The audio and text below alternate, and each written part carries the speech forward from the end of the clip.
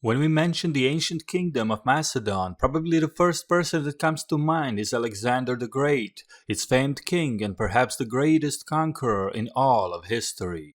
His people, known as the Macedonians or Macedonians, were a tribe that would rise from the fringes of the Hellenic world to one of the greatest powers of the Hellenistic age. In this episode, we talk about their origins and uncover who exactly the Macedonians were.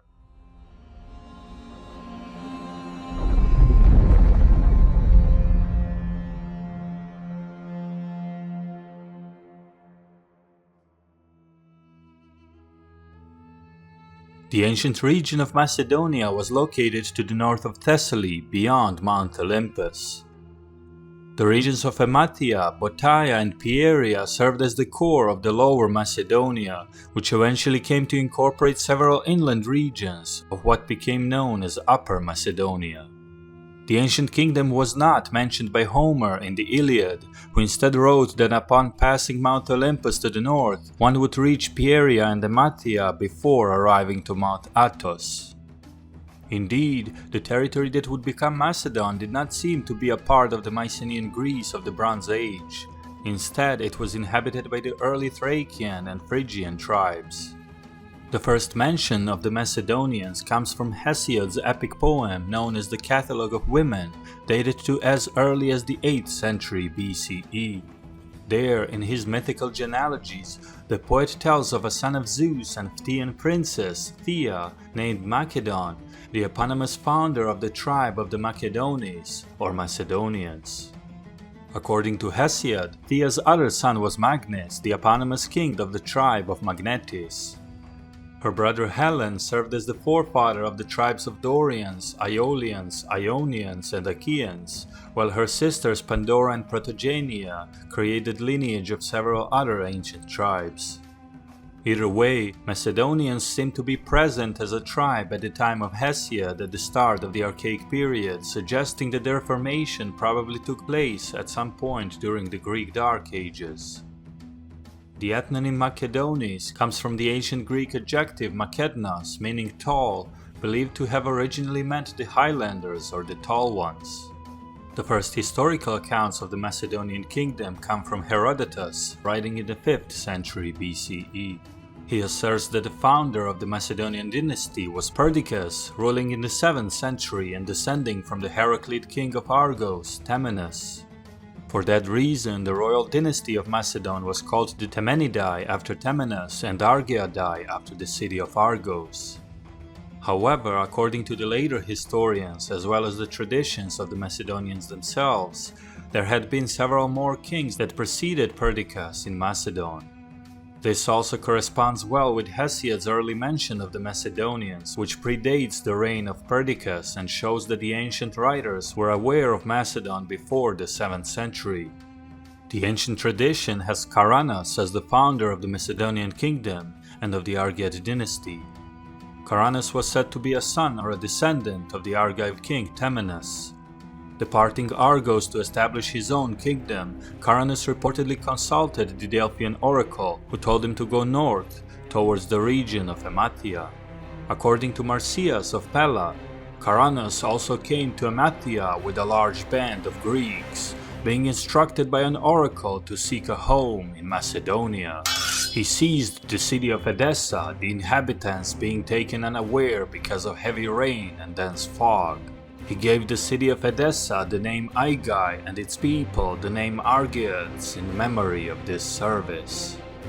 The Hellenic origins and nature of the Macedonians was unquestioned as far as the Macedonians themselves were concerned. However, being on the fringes of the Greek world, their Hellenic nature was sometimes questioned by others, especially those that opposed the growing influence of Macedon, and especially the Athenians. Even some of the modern scholars have used some of these accounts to variously re-examine the degree of the Macedonians' connection to the other Hellenic tribes. When it comes to the ancient authors, conflicting reports had already started with Herodotus.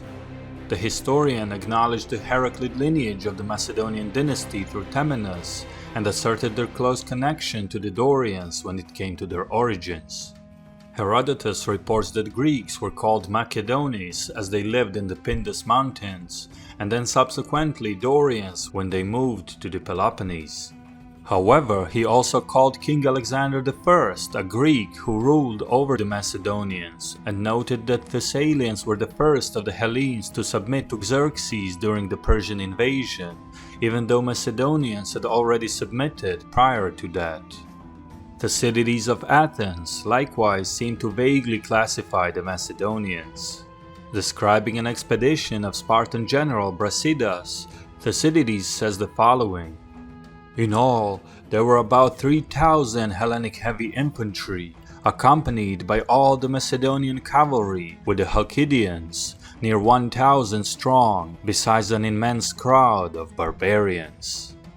Considering that Chalcidians were also Greeks, many of whose city-states were members of the Delian League led by Athens, it doesn't look like Thucydides specifically meant to say that Macedonians and Chalcidians were not Hellenes, but simply differentiated them from the Peloponnesian troops under Brasidas. Also, Thucydides was an Athenian general who fought against Spartans in the Peloponnesian War. Macedon was among the Spartan allies and thus Thucydides' enemies, making it understandable for an Athenian not to be the fondest of the kingdom of Macedon. He did acknowledge the Argive origins of the Macedonian dynasty and admired the contemporary Macedonian king of the time, Archelaus I.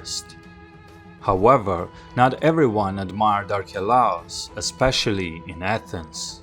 Thrasymachus of Chalcedon, a philosopher who spent his career in Athens, was particularly opposed to the Macedonian ruler and went as far as to call Archelaus a barbarian, the first time a Macedonian was labeled as such. He was famously quoted as saying that Greeks were enslaved to the barbarian Archelaus. In the following decades, as the Athenians opposed the expansion of the Macedonian influence, their attempts to present the Macedonians as less of the Hellenes or even non-Greeks only increased. Athenian statesman Demosthenes held particular resentment towards Macedon and its king Philip II. In his speeches, Demosthenes variously insulted Philip, calling him not only no Greek, nor related to the Greeks, but not even a barbarian from any place that can be named with honor, but a pestilent knave from Macedonia, whence it was never yet possible to buy a decent slave. Demosthenes was no stranger to insulting speech and did not hesitate to publicly use it even against the fellow Athenians. He notably used the word barbarian to label Midias, Demosthenes' rival on the public scene. The term barbarian was originally used for non-Greek speakers during the Archaic period, but by the classical times it increasingly became derogatory, especially when used in the politic context between the Greeks themselves. Grammarian Athenaeus, for example, labeled Thessalians, Boeotians, and Eleans as barbarians, despite being perfectly aware that Thessalians and Boeotians spoke Aeolian Greek dialect, while Eleans, hosts of the Olympic Games themselves, spoke a form of Doric. Likewise, Ionian philosopher Prodicus, who lived in Athens as an ambassador, called the dialect of Pittacus of Mytilene, one of the famed 7 sages of Greece and an Aeolian speaker himself, a barbarian, because of Pittacus's difference to the Attic literary style. He did not know to distinguish the words correctly, being from Lesbos and having been raised with a barbarian dialect. It is evident that the Athenians, being perhaps the main center of culture and learning among the classical Greeks, likewise had a sense of cultural superiority over many of the contemporary Hellenes, which often resulted in looking down upon other Greeks who were not Attic or Ionian speakers. When it comes to the Macedonians, who were Hellenic speakers themselves, they gradually abandoned their own dialect in favor of Attic Greek during the 4th century BCE, which was preferred by the Macedonian aristocracy. The original Macedonian dialect itself was attested in several inscriptions, most notably the Pelakurs tablet, which reveals a Dorian Greek dialect, specifically a variation of its northwestern form, also spoken in Epirus and Aetolia. This was seemingly confirmed by Titus Livius, better known to us as Livy in his History of Rome, where he attested that Macedonians, Aetolians and Acarnanians were all men of the same language. Tragedian Euripides likewise asserted that Macedonians were Hellenes and even went to live at the court of Pella in 408 BCE. Geographer Strabo stated that Macedonia is of course part of Greece, yet now, since I am following the nature and shape of the places geographically, I have chosen to classify it apart from the rest of Greece. Strabo then asserted that Macedonian people are Greeks while discussing the Aetolians. For a very long time, the Aetolians, together with the Acarnanians, stood firm not only against the Macedonians and other Greeks, but also finally against the Romans when fighting for autonomy. Numerous other ancient writers that wrote about the Macedonians never seemed to question their Hellenic ethnicity or heritage, a practice that was rather customary for the Athenians during the height of their negative sentiment towards Macedon. Alexander I of Macedon, likely when he was still a prince in 504 BCE, signed up for the foot race at the Olympic Games, which were exclusive for the Greeks only. After producing proof of his Argive lineage from Temenus, the Olympic judges accepted the Macedonian. His grandson Archelaus also participated in the Olympics as well as the Pythian Games in Delphi, winning the chariot race in both competitions.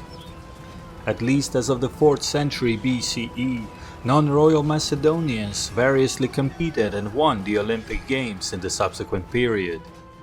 During the time of Philip II, Macedonians became members of the Delphic Amphictyonic League, a sacred association which commanded the utmost religious authority among the Greeks.